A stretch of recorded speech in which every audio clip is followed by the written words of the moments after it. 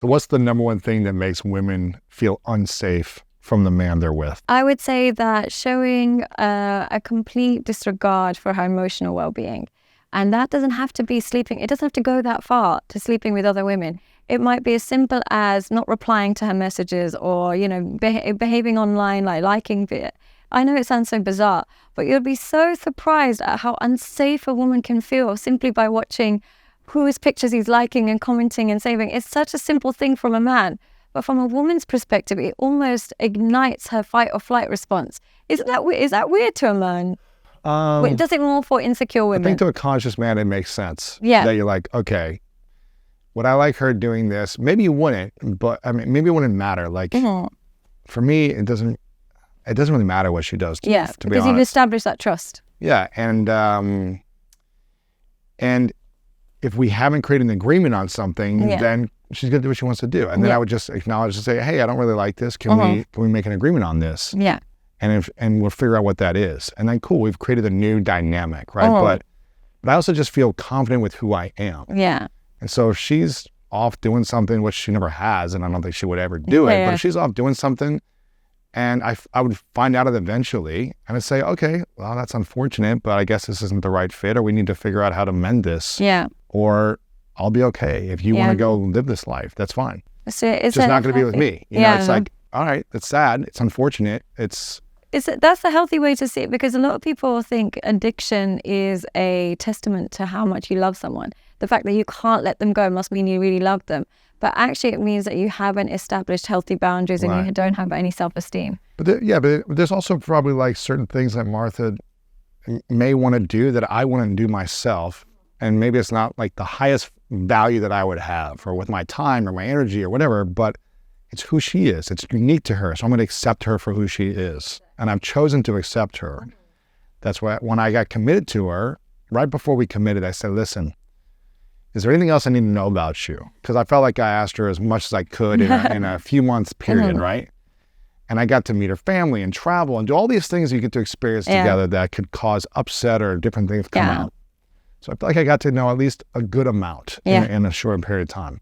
I said to her, as long as this is who you are and who you're going to continue to be, there's nothing that upsets me. Oh, there's no deal breakers. Well, I was just like, I'm going to accept who you are. There's some men that are like, okay, you were a model or whatever. You did something and now I don't want you to do that anymore. Yeah. Now that we're together, you can't do this thing anymore. Yeah. Like Martha's an actress. So she's done, 40 different movies. Yeah. She's kissed men in movies. Yeah. She's done the different intimate scenes. Yeah. I know that. Yeah. And therefore, I had to ask myself, do I accept this if she continues being who she is? Yeah, exactly. And I had to say, okay, I'm okay with that. As opposed to, you can't do this anymore. You have to change to fit into my world. But that's the difference between insecure and boundaries. Because here's the thing, a lot of men, they'll say, no, I'm not being insecure, I'm just setting boundaries. But you are being insecure, because here's the difference between insecure and boundaries. It's a secure man will see what you have to offer, like read the menu and decide if he will stay or leave. Exactly. An insecure man will say, you need to do this, rather than just saying, you are who you are, I'm going to have to leave. You're not right for me. You're not right for me. Why do we try to change people from who they are to fit our world? Because we're too insecure to walk away. Wow. Yeah, when we develop the willingness to walk away, we actually love people for who they are. You know what, you're always out in the club all day, every day. You actually like that you're really lively and extrovert, but it doesn't work for me.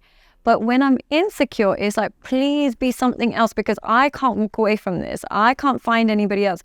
So I'm always holding them by the throat, begging them to be a better person, because I don't have the strength to know when to walk away. Wow. So that's when we force people. I've been both of those in the past. I've been, yeah.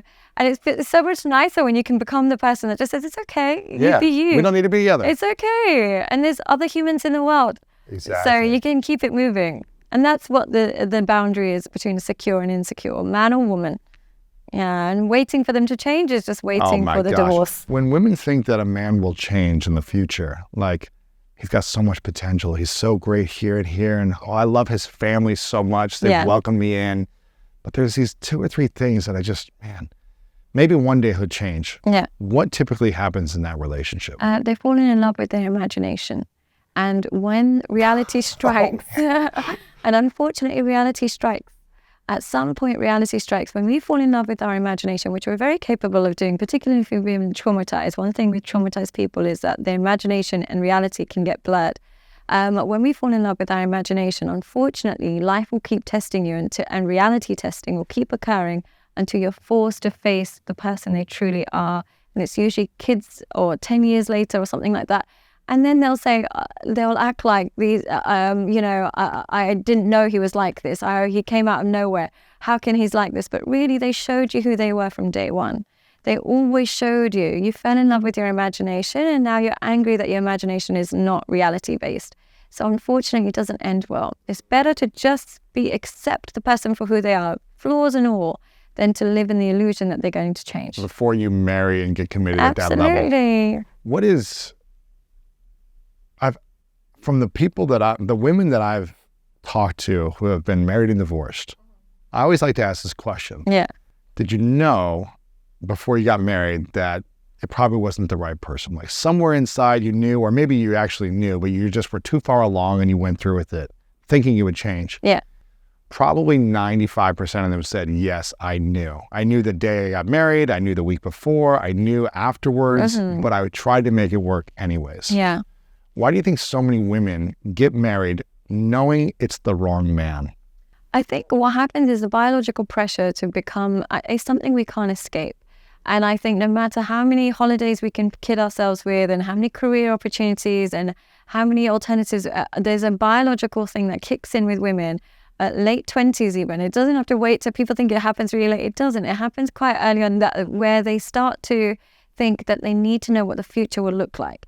To ease their anxiety, even if they're not going to have kids today, to ease their anxiety that they will become a mother, they just want to settle down. They just want to tick that box.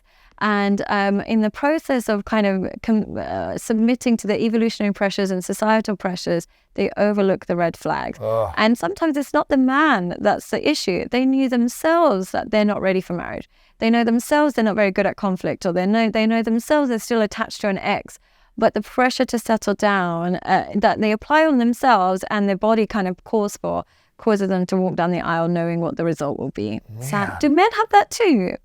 I don't ask men that question as much. What I've found with men is they can sometimes know that they're not marrying the right person, but usually because these men, they tend to be okay with accepting the monotony of marriage. Those men that walk down the aisle knowing it's not the right person, they tend to be like, it's not the right person, but I'm okay with settling down, and I accept the bland reality of marriage. They've succumbed to it. But with women who know they will eventually go in, ask for the divorce, men are happy to stay married, even if they're not madly in love or not madly happy, if they're that kind of guy. Who files for divorce more, men or women? Women, yeah. But why is that? A lot of the time it's a cry for help. There's been so many times where women say to me, it's like, oh, I told him I want a divorce, but hoping he'd come back for me, but he let me pack my bags. And so sometimes they file for divorce or take it that far as a way of testing their partner. And if they're with quite a healthy partner, they'll take your word as gospel, right, and they think you mean it. Why do so many women try to test their men constantly? It's an evolutionary thing. It's an evolutionary thing because here's the reality. We are designed to have children with men, and childbirth is potentially fatal. We die from childbirth if we were left in, our natural habitat. So to put that risk onto a relationship, he better be able to endure all types of storms. Oh, yeah. So we have to test them. So we have to, unfortunately, test them. We have to test, are they going to be faithful? Are they going to be financially stable? Are they going to be able to have their own boundaries? We push. Now, the problem is, unfortunately for men, is when we push you and you succumb to us, you automatically lose us. What we're saying when we're pushing you is really make sure you don't give in to this, because if you do, then I know you're not strong enough. Oh my God, give me an example. What's so a common example? It might be something like I push a man to say, I'm going to come home when I want. I'm going to come home and do what I want with the girls, wherever I'm going to come on girls' trips. I'm going to do whatever I want. Push you. And then when you actually give in and say, okay, essentially she feels like she's not being protected. So she feels like nobody's governing her. You don't have a spine. You're not responding. You're not responsible. Or she might say, I'm talking to my ex-boyfriend, and you say, I don't feel comfortable with that. She might, no, you have to. I have to. Fine, he accepts it. essentially she's saying that you don't mind cuckoldry. You don't mind if I have an affair. Bye. So essentially, what we're begging for is sometimes is the boundary, not the kind of, we're not looking for you to bow down. What's happened is we don't trust people anymore. We see people as predators. Whereas in other societies, they literally share breastfeeding. They're like, give me your baby, put it on there. And they do stuff like that. They raise them, they pay for them, they do everything. So we've almost created a fear of connection.